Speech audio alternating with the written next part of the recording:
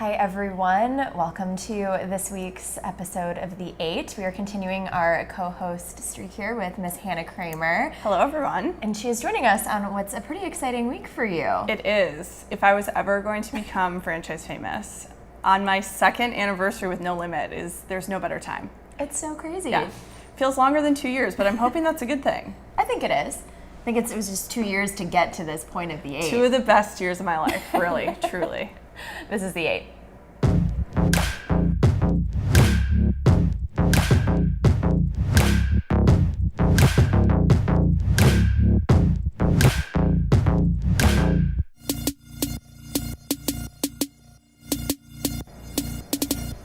We are kicking things off this week with our fantastic news story that was up on 1851. Things are heating up in the restaurant industry, literally. There's a new flavor trends report out there, and it claims that consumers are really interested in fiery, peppery ingredients right now. And I think that it's going to be a trend that we see going forward, especially as Asian and Middle Eastern cuisines become more popular among people. Yeah, absolutely. I like this trend. We like things spicy around here, I'd say. I think it definitely provides a good opportunity for wing and kind of the chicken segment to really jump on this and take advantage.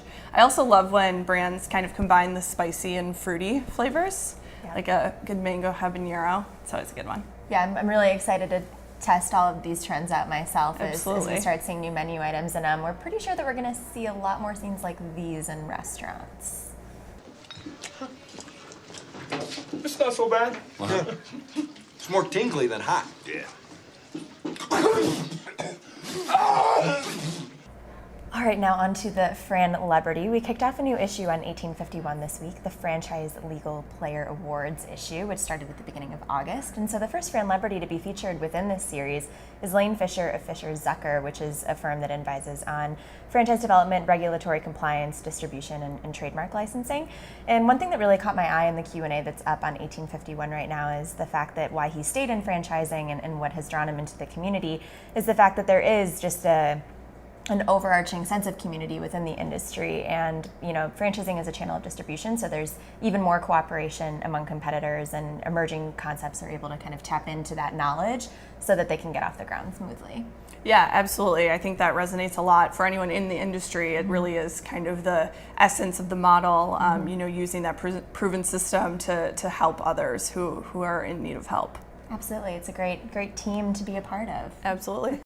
Moving on now to the Fresh Money, which is obviously something that's very top of mind for anyone that's trying to be an entrepreneur or break into the franchising industry. And that's why brands like Pool Scouts are making their initial investments incredibly low for people to be able to have that opportunity and shot at being a business owner without completely draining their bank accounts and putting it all on the line. And I think that that's something that's really going to help brands like Pool Scouts continue to grow. Yeah, absolutely. I think anything that is sort of seasonal as well as mobile, which that brand is in both of those aspects, is really great for folks who are maybe newer to the franchising model, or someone who is already a business owner and looking for a way to diversify their portfolio. Absolutely, and it's a good way to tap into those millennial entrepreneurs, the next generation of franchisees. And now onto the Frant of the Week, continuing on with that next generation of millennials. Nick Powell's has a new column up on 1851 that's actually one of my favorites because it's something that I have never thought about before. The fact that changes in millennial driving behavior might shift the way that discovery days are held, because a lot of millennials, myself included, don't drive a lot. I avoid it at all costs. Living in a city, I can Uber everywhere. Why would I deal with the hassle of a car? But for brands, that means that if your location is somewhere that's a little bit off the beaten path, you might need to think about how you can bring your discovery day or an in-person meeting to the candidate instead of it being the other way around, as more and more people are shifting away from that trend of driving themselves places. I don't know if this is good or bad, but I think I trust an Uber driver to drive more than I trust myself to drive at this point. So I think that makes a lot of sense. And you're right, I like it a lot because even in this age group, it's not something that I would have thought about previously. It's really smart. Absolutely. We'll see how concepts adjust down the line. Branching forward now with Lennys Grill and Subs, and they started really branching forward last year in 2016 with a re-imaging of their brand to really emphasize that grill component that they bring to the table. And now this year they're re-imaging 50 more locations, and there are even more planned for 2018.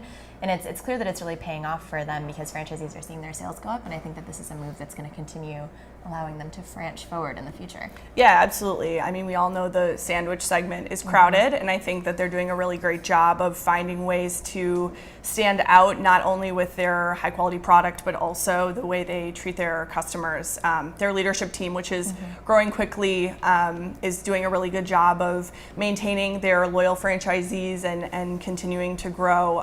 They've just launched a new point of sale system and doing some other things to help internally as they start to expand more rapidly.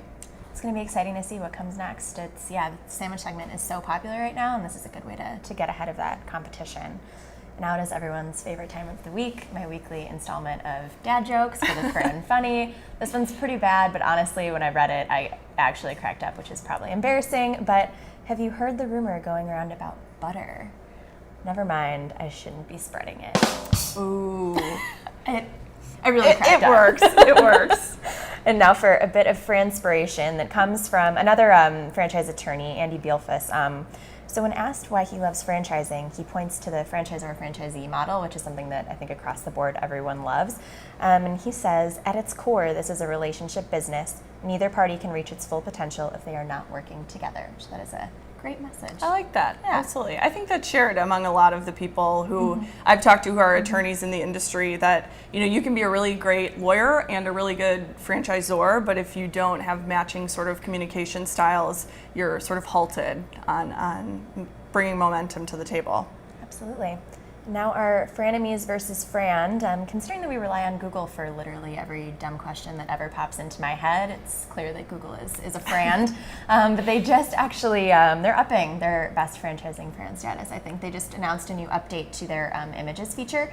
So now when you search a Google image, they're also going to link it back to web results and different searches so that you could see either a recipe or a product and something that you could purchase, which I think is a great way for it to compete with things like Pinterest and kind of add that element there. And I think that it's a good way for more brands to get in front of more people. Yeah, absolutely. I think that as people continue to get a little lazier and maybe have shorter and shorter attention spans, it's a great way for people to get in front of an audience who might not sit and read an article or go to their website. It's a really good way to kind of bypass that issue. Absolutely. It's just a one click and you're good to go. Great. Gotta love it. All right. Well, hope everyone has a great week. Thank you, Hannah, for joining us this week. Thanks. I'll be back. Maybe on my next anniversary. There we go. Yeah. Only once a year. Have a good weekend.